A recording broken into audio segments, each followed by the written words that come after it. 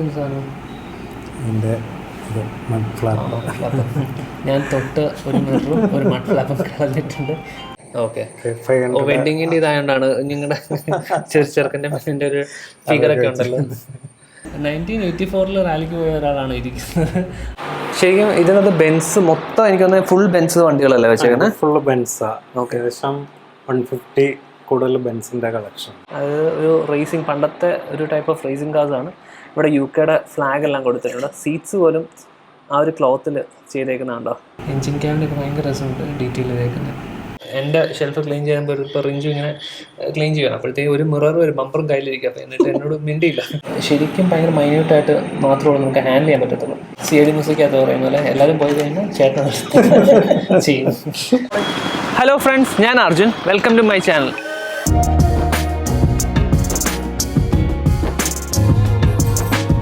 അപ്പോൾ ഞാനിപ്പം നിൽക്കുന്നത് നമ്മുടെ കോട്ടയത്തിനടുത്ത് കഞ്ഞിക്കുഴിയിൽ ഉള്ള ബിനിച്ചേട്ടൻ്റെ വീട്ടിലാണ്.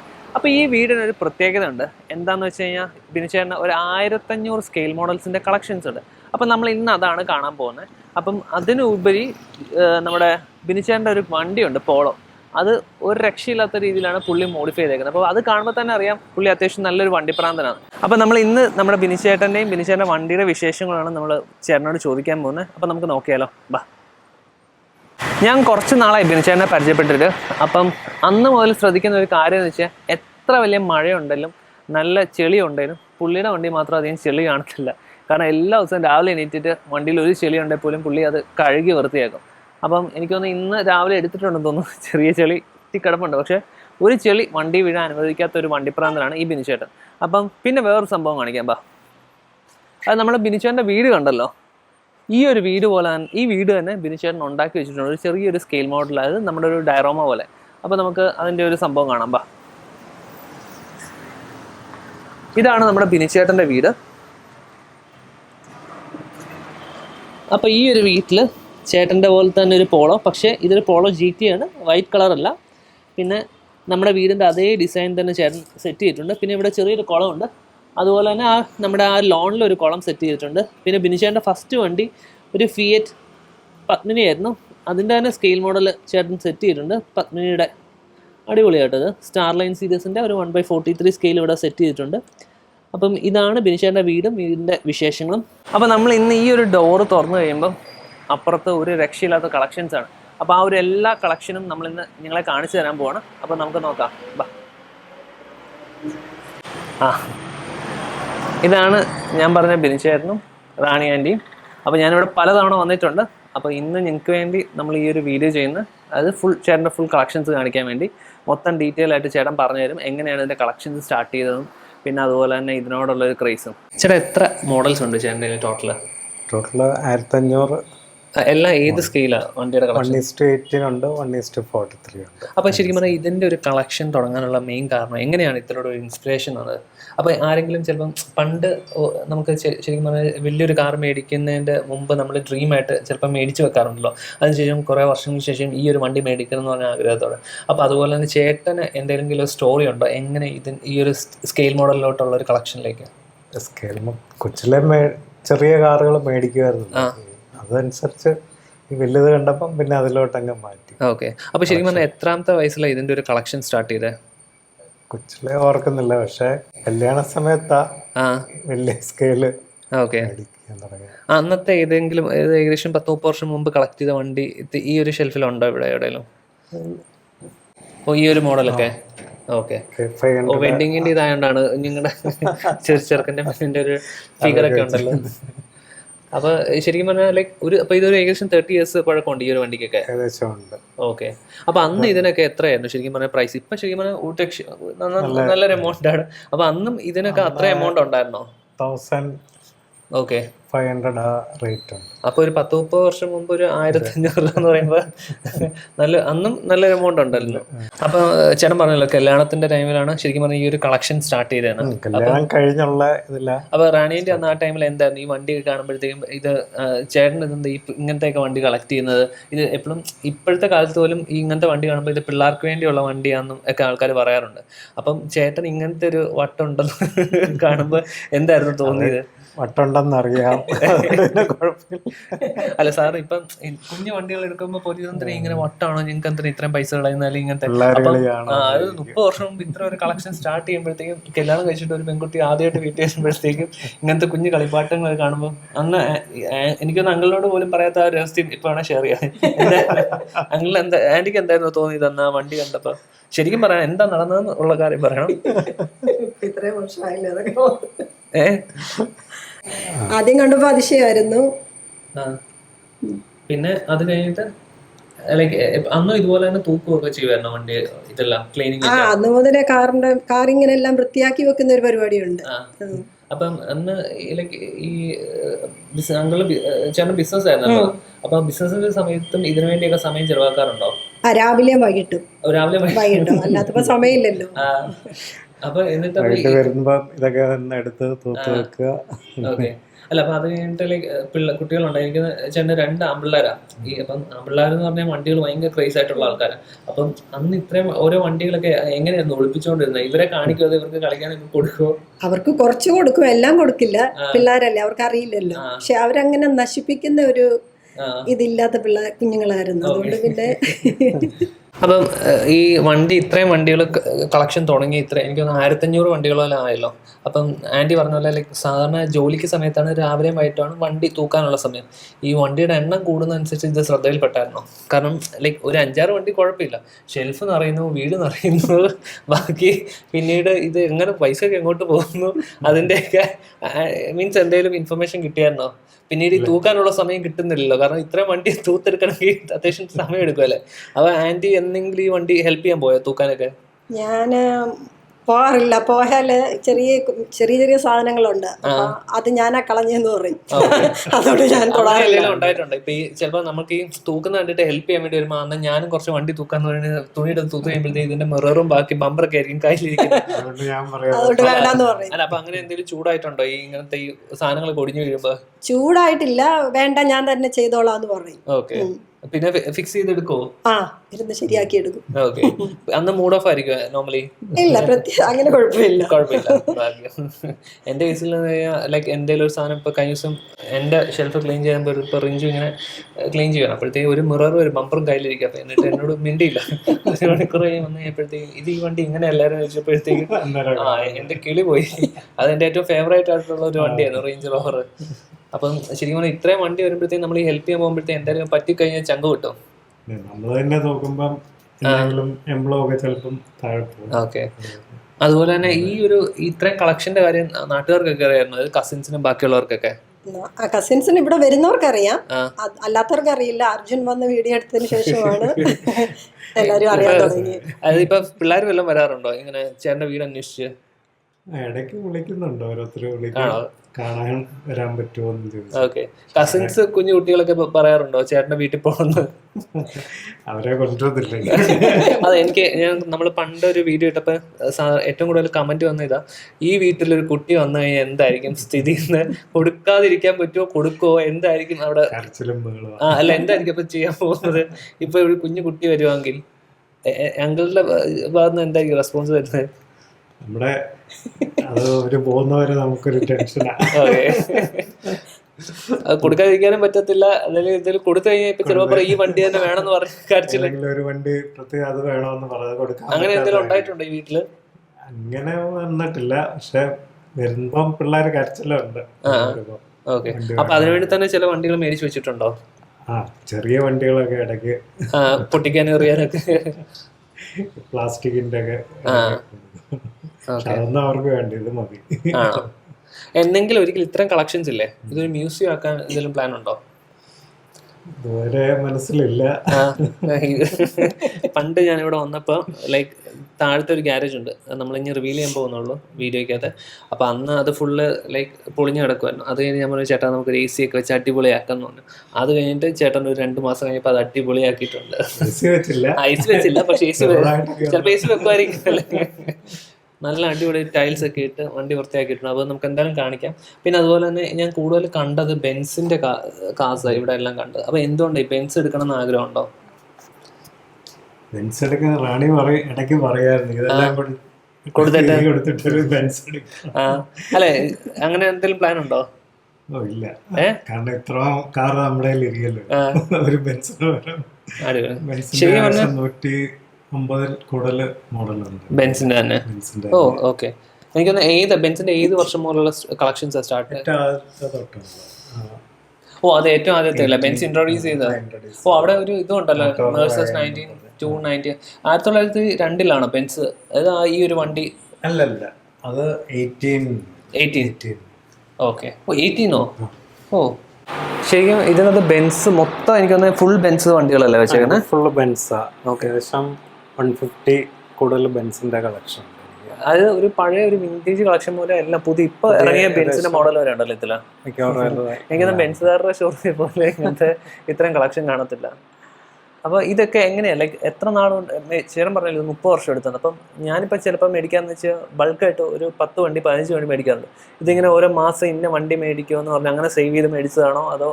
ഇല്ല, ഞാൻ ഓൺലൈൻ നോക്കിയ ഓരോ പുതിയ കാർ ഇറങ്ങുന്ന സ്പോട്ടിൽ തന്നെ. അപ്പൊ ചിലപ്പോൾ ഒരു മാസം ഒരു 10 വണ്ടി എടുക്കും, അല്ലെങ്കിൽ ചിലപ്പോൾ ഒരു മാസം ഒരു വണ്ടി, അങ്ങനെ ഒരു ഇതില്ല. കാണുന്ന ഇല്ലാത്ത നോക്കി എടുക്കും, നമ്മൾക്ക് ഇല്ലാത്ത മോഡൽ നോക്കി. ഓക്കെ. ഈ ഇത്രയും കളക്ഷൻസ് വരുന്നതിന് മുമ്പ് ഇപ്പം നമ്മളൊരു 500-600 കളക്ഷൻ ആകുമ്പോഴത്തേക്കും നമുക്ക് തന്നെ ഓട്ടോമാറ്റിക് എന്തെങ്കിലും ഇത്രയും പൈസ ചിലവാക്കി നമുക്ക് ഈ ഹോബി ഒന്ന് നിർത്തിയാലോ എന്ന് തോന്നിയിട്ടുണ്ട്? എനിക്ക് തോന്നും, പക്ഷെ പിന്നെ ഇത് കാണുമ്പോൾ പിന്നെ ഒന്നും കൂടി എടുക്കാൻ തോന്നും. ഈ ഒരു ഹോബി ഉള്ളവരുടെ പ്രശ്നം എന്ന് വെച്ചാൽ നമുക്ക് ഈ കുറച്ച് ആയി കഴിഞ്ഞിട്ട് നമ്മൾ ഓർക്കാന്ന് ശരി ഇത് വേണ്ട നമുക്ക് നിർത്തിയേക്കാൻ തോന്നും. പക്ഷെ അത് കഴിയുമ്പോൾ വീണ്ടും വേറൊരു വണ്ടി കാണുമ്പോൾ നമ്മൾ അങ്ങോട്ട് മേടിക്കണം തോന്നും. അപ്പം ഇത് കാണുന്നവർക്ക് ഇതിൽ നിന്ന് ഏർണിങ്സ് ഒന്നും കിട്ടുന്നില്ലല്ലോ, അല്ലെങ്കിൽ നമുക്ക് ഇത്. പക്ഷെ ഫ്യൂച്ചറിൽ ഈ ഒരു സംഭവം എനിക്കൊന്നും ചേട്ടൻ അന്ന് മേടിച്ച മോഡൽസിനൊക്കെ ഒരു 5000 രൂപയ്ക്ക് മേടിച്ചാൽ ഇപ്പോൾ 25,000 രൂപ ആയി കാണുമല്ലേ? നല്ല വില. പ്രൈസ് എന്തായാലും കൂടുതലേ ഉള്ളൂ, ഒരിക്കലും കുറയത്തില്ലല്ലോ ഇങ്ങനെ. ഞാൻ 1500 മേടിച്ച ഇപ്പം 5000 രൂപ. ഓക്കെ. ഓ 1500 മേടിച്ച വണ്ടിയൊക്കെ 5000 രൂപ ഉണ്ട്. ഈ ഒരു ആ വണ്ടി ഒന്ന് എടുക്കാവോ? റാലി കാറാണോ അത്? അത് റേസിംഗ്. ഓ ഓക്കെ. റാലി അല്ല, റേസിംഗ് കാർ. ഓക്കെ. മോഡൽ. അത് ഏത്? എനിക്കൊന്ന് പണ്ടത്തെ പഴയ മോഡലാണ്. ഓ ഇതെല്ലാം എന്താ മെറ്റലാണോ അതോ റെസിൻ? ഇത് ഡൈകാസ്റ്റ്, ഇത് റെസിൻ മോഡലാണ്. ഓ ഇത് റെസിൻ ആണോ? ഓക്കെ. നല്ല രസമാണ്, നല്ല ഡീറ്റെയിലിംഗ് ആണല്ലോ. ഇത് എവിടെയാണ് മേടിച്ചത്? ഇത് സ്കെയിലാർട്സ്. ഓക്കെ. ഇത് ഒരു സെറ്റായിട്ട്. ഓ ഇത് രണ്ടും ഒന്നിച്ച് സെറ്റായിട്ട് മേടിച്ചത്, സെപ്പറേറ്റ് ആയിട്ടൊന്ന്. ഓക്കെ. എന്നിട്ട് ചേട്ടൻ ഓക്കെ. പക്ഷെ ഈ ഒരു വണ്ടി ഒന്നും ഇപ്പൊ കിട്ടത്തില്ല, അതാണ് മെയിൻ പ്രശ്നം. കിട്ടാൻ പാടാ. ഇതും ഇപ്പം കിട്ടാൻ പാടാ. ഇത് ഞാൻ മേടിച്ചായിരുന്നു. റേസിംഗ് നല്ല ഡീറ്റെയിലിംഗ് ആണ്. അത് ഒരു റേസിംഗ് പണ്ടത്തെ ഒരു ടൈപ്പ് ഓഫ് റേസിംഗ് കാർസാണ്. ഇവിടെ UK ഫ്ലാഗ് എല്ലാം കൊടുത്തിട്ടുണ്ട്. സീറ്റ്സ് പോലും ആ ഒരു ക്ലോത്തിൽ ചെയ്തേക്കുന്നുണ്ടോ? ഒരു രക്ഷയില്ലാത്ത ഡീറ്റെയിലിംഗ് ആണ്. റബ്ബർ ടയേഴ്സ് ആണോ ഇത്? റബ്ബറാണ്. ഓ റബ്ബർ ടയേഴ്സ് ആണ്. പിന്നെ അതുപോലെ ഡ്രമ്മും ഇതെല്ലാം നല്ല രീതിയിൽ ഡീറ്റെയിൽ ചെയ്തിട്ടുണ്ട് വണ്ടി. പിന്നെ എക്സോസ്റ്റ് ഇതെനിക്കൊന്ന് ഈ ഇടയ്ക്ക് തൂത്തിട്ടുണ്ടോ തോന്നല്ലോ? ഈയിടയ്ക്ക് തോത്തില്ല, ഇല്ല കുറച്ചാളായി. നല്ല വൃത്തിയായിട്ടുണ്ട്. എനിക്ക് ചേട്ടാ ഈ എല്ലാവരും ഈ ഒരു മോഡൽസിൻ്റെ ഈ ഒരു കളക്ഷൻ കാണുമ്പോൾ ഏറ്റവും കൂടുതൽ ആൾക്കാർ ചോദിക്കുന്ന ഒരു ചോദ്യമുണ്ട്, ഇതൊക്കെ എവിടെ നിന്നാണ് മേടിച്ചതെന്ന്. അപ്പം ചേട്ടൻ ഈ ഒരു മോഡൽസ് ഒക്കെ എവിടെയാണ് മേടിക്കാറ്?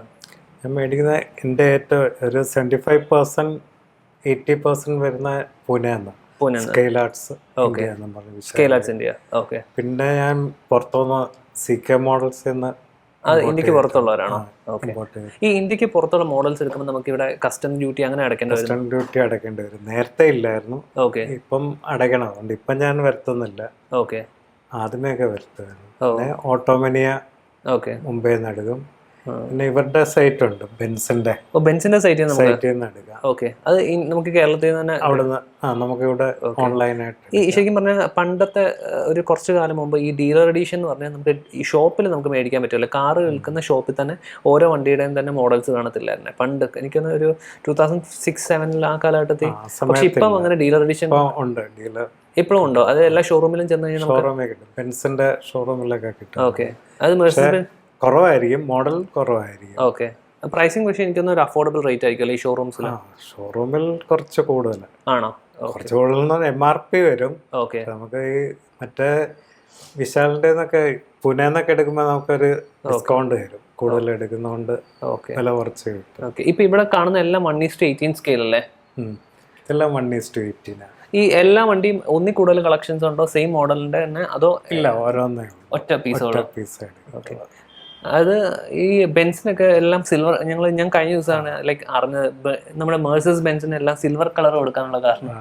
ആ ഒരു ഇൻട്രസ്റ്റിംഗ് സ്റ്റോറിയാണ്. ജസ്റ്റ് ഫ്രീ ആകുമ്പോൾ എല്ലാവരും ഒന്ന് ഗൂഗിൾ ചെയ്ത് നോക്ക്. അവിടെ ഒരു ബെൻസിന്റെ ലിമോസിൻ കാണാമല്ലോ, അതെ ഇതിന്റെ അത് സൺസ്റ്റാറിന്റെ. ഓക്കെ, സൺസ്റ്റാർ ശരിക്കും ഒരു ഡീലർ എഡിഷൻ ആയിട്ട് ഉള്ള ഒരു മോഡലാണ്. അത് ലൈക്ക് ചൈനീസ് മാനുഫാക്ചറിങ് ആണോ? ചൈന. ഇത് കൂടുതലും മിക്കവാറും എല്ലാം ചൈനയാണ്. ഓക്കെ, നല്ല ഡീറ്റെയിലിംഗ് ആണല്ലോ അതിനെല്ലാം. 1/40 അതേതാ, അത് ബെൻസിന്റെ തന്നെയാണോ മോഡൽ? ഓക്കെ, ചിലപ്പോൾ 2 ലിമോസിൻ ഉണ്ടെന്ന് തോന്നുന്നല്ലേ? രണ്ടും കാണിച്ചത് ലിമോസിൻ, 2 ലിമോസിനോ? ഒരു ലിമോസിൻ ഇവിടെ ഉണ്ട്, ഇതൊരു ലിമോസിനാണോ? അതെ അതെ. ഓക്കെ, ഇതെല്ലാം പണ്ടത്തെ W123 പോലുള്ള മോഡൽസ് ഉണ്ടല്ലേ? പഴയ മോഡൽ എല്ലാം പക്ക വിൻറ്റേജ് മേഴ്സസ് ബെൻസിൻ്റെ. ചില ഇതൊക്കെ നമ്മുടെ നാട്ടിലുണ്ട്. ഞാനാണെങ്കിൽ അപ്പുറത്തെ ഷെൽഫിൽ പോയപ്പം ചേട്ടൻ പറഞ്ഞു ചേട്ടന് ബെൻസിനോട് ഭയങ്കര ഇഷ്ടമാണ്, അതുകൊണ്ടാണ് അത്രയും ബെൻസ് മേടിച്ചത്. ഈ ഒരു ഷെൽഫിൽ വന്നപ്പോൾ ഇവിടെ മൊത്തം റാലിക്കാറാണ്. അപ്പോൾ ഇതും ഒരു ബെൻസിൻ്റെ അത്രയും കളക്ഷൻസ് ഇവിടെ ഇരിപ്പുണ്ട്. അപ്പോൾ ഈ റാലിക്കാറിനോട് എന്താ ഭയങ്കര ഇത്ര ഇഷ്ടം തോന്നാൻ എന്തെങ്കിലും കാരണമുണ്ടോ? നേരത്തെ മുതൽ റാലിക്ക് പോകുമായിരുന്നു. റാലിക്ക് പോയിരുന്നോ? കോളേജ് പഠിക്കുന്ന സമയത്ത്. ഏത് കാലഘട്ടത്തിൽ? 86 അല്ല, 84 85 ആണ്. കല്യാണത്തിന് മുമ്പ്. അപ്പോൾ ഏത് വണ്ടിയാണ് അപ്പോൾ റാലിക്ക് വേണ്ടി യൂസ് ചെയ്തത്? ഫിയറ്റ് ആയിരുന്നു അന്ന്. എനിക്കൊരു ഫിയറ്റ് ഉണ്ടായിരുന്നു.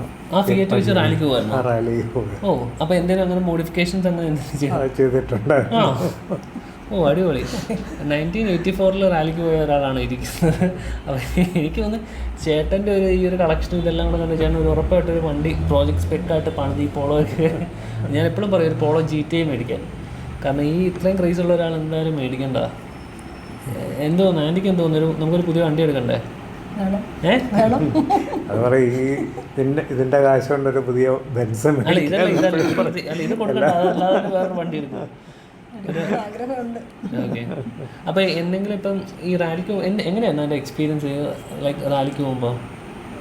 റാലി ഞാൻ 2-3 പ്രാവശ്യം പോയിട്ടുള്ളൂ. പിന്നെ വീട്ടിൽ നിന്നുള്ള പ്രശ്നം ഇല്ല, ആക്സിഡന്റിനൊന്നും പോയിട്ടില്ല. ഒരു പ്രാവശ്യം കാറ് മറിഞ്ഞില്ല, അതിന്റെ കേടായിരുന്നു. അപ്പോൾ ഈ ശരിക്കും പറഞ്ഞാൽ ഈ ഒരു കാർ നോർമൽ സ്പെക്കായിട്ട് റോഡിൽ കൂടെ ഓടിക്കുമായിരുന്നോ? അന്ന് കുഴപ്പമില്ല. പക്ഷെ അന്നാ ഇതിന്റെ കാരിയറും ഇതൊക്കെ വെച്ചിരുന്നു, അതെല്ലാം മാറ്റുമായിരുന്നു. പിന്നെ ഇതുപോലെ ഇങ്ങനെ പടമൊക്കെ അതെല്ലാം സ്റ്റിക്കേഴ്സ് എല്ലാം ഉണ്ടായിരുന്നു, അതെല്ലാം മാറ്റി. അപ്പോൾ ഇത് എവിടെ ഇതൊക്കെ നടക്കുന്നത്? ഇത് കോട്ടയം കുമളി ഓഫ് റോഡ് ട്രാക്കെല്ലാം ഉണ്ടാക്കിയിട്ടുണ്ടോ? ഓഫ് റോഡല്ല, റാലിയും സാധാരണ റോഡിലും പിന്നെ ഉള്ളിലോട്ടുള്ള റോഡിലോട്ടായിരുന്നു. ആ സമയത്ത് ഇവിടെ നടത്തുന്നുണ്ടായിരുന്നു ഓരോ വർഷവും, 3 വർഷം അടുപ്പിച്ചുണ്ടായിരുന്നു.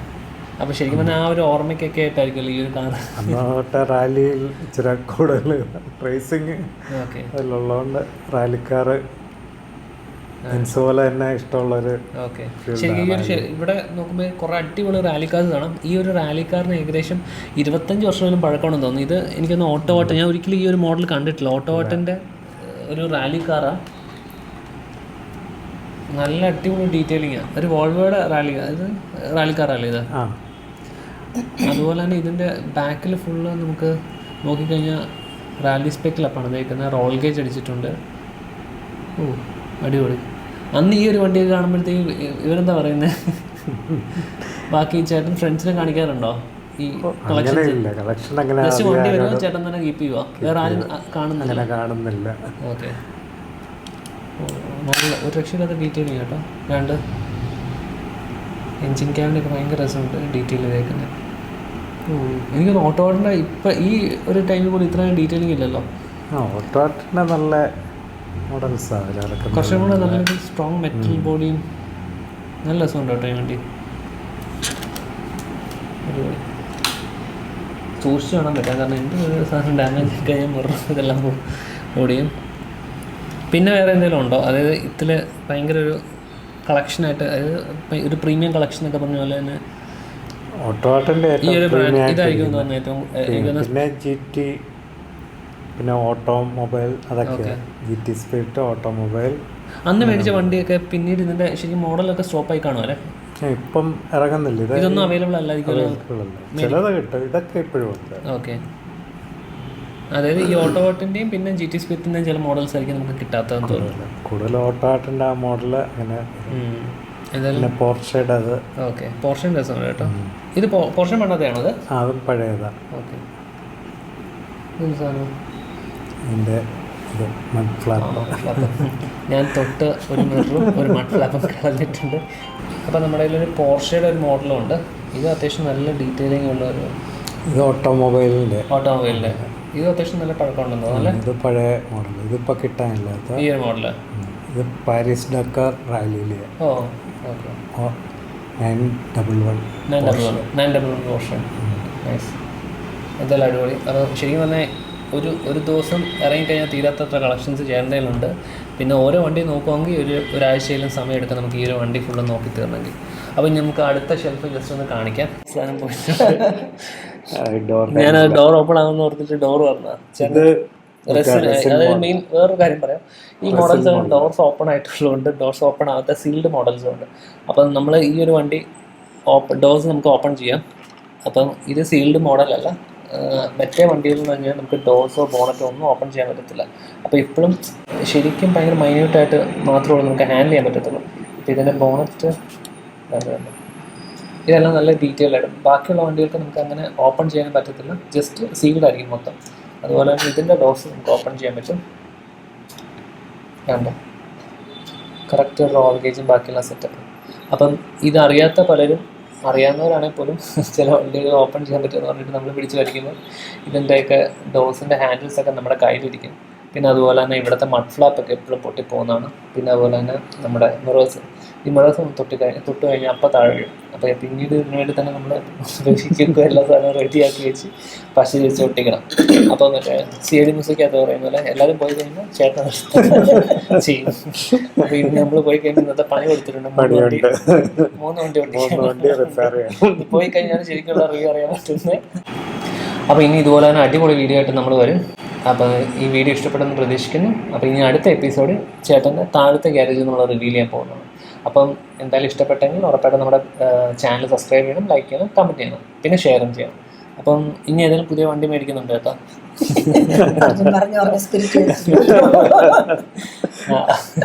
അപ്പം ഇനി എന്തായാലും ഞാൻ പറഞ്ഞാൽ പുതിയൊരു വണ്ടി മേടിക്കും. അത് ഒരു 1:1 സ്കെയിലായിരിക്കും. അതിനായിട്ട് കോമ്പറ്റീഷൻ സത്യം. അപ്പം എന്തായാലും നമുക്കൊരു 1:1 മേടിക്കാം ഫ്യൂച്ചറിൽ. അപ്പം താങ്ക് യു.